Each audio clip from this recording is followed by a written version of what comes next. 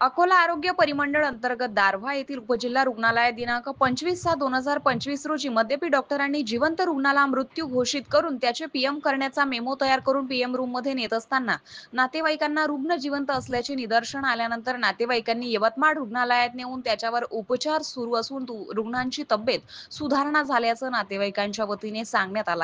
सदर घटनेची जिल्हा शल्य चिकित्सक यांच्यामार्फत चौकशी करून संबंधित डॉक्टर चव्हाण हा दोषी असल्याचं चौकशी अंतिम झालेल्या प्रकरणाची अंतिम चौकशी अहवाल प्राप्त झाल्यानंतर अकोला आरोग्य परिमंडळातील आरोग्य उपसंचालक कमलेश भंडारी यांनी चौकशीचे आदेश देऊन डॉक्टर राठोड यांना आरोग्य सेवेतून बडतर्फ करण्याची कारवाई करण्यात यावी आमच्या प्रतिनिधीशी बोलताना सांगितले.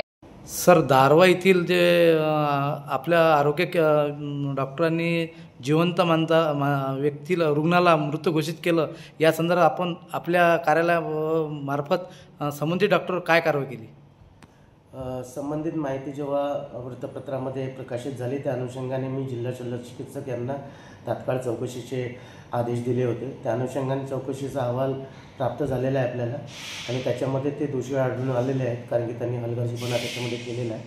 त्या अनुषंगाने सदर डॉक्टरवर कारवाई होण्याकरता सदर प्रस्ताव आम्ही शासनाला सादर करणार आहोत. रिपोर्टर धनराज सपकाळसह नरेंद्र वाढवणकर, अकोला.